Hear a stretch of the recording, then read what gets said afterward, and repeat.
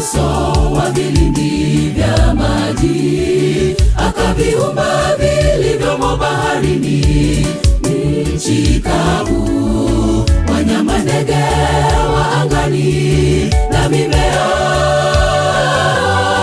Kwa siku sita kafanya kazi yake na kufurahia, Sabato kastarehe.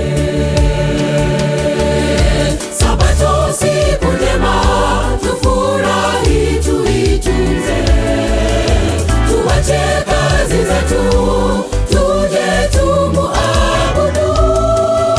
Tembelea wagonjwa, saidia yatima na wajane, hilo ndilo jukumu letu sisi kama Wakristo. Sabato siku njema, tufurahi tuitunze, tuache kazi zetu, tuje tumuabudu. Tembelea wagonjwa, saidia yatima na wajane, hilo ndilo jukumu letu sisi kama Wakristo.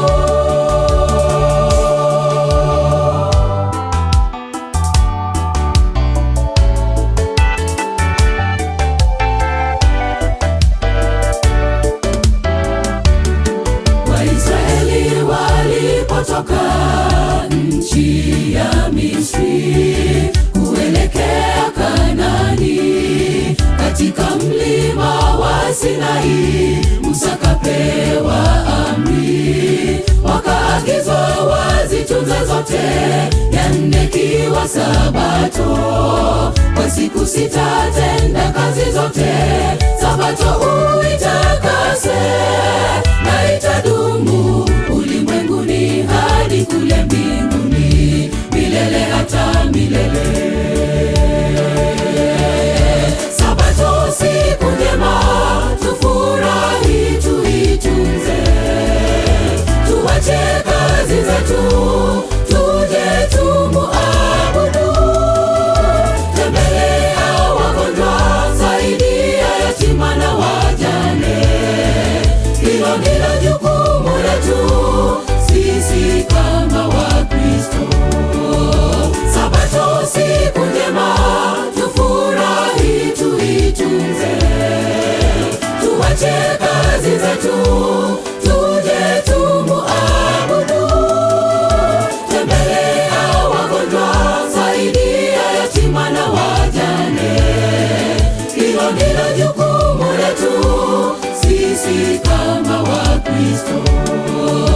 Sabato siku njema, tufurahi tuitunze, tuache kazi zetu, tuje tumuabudu.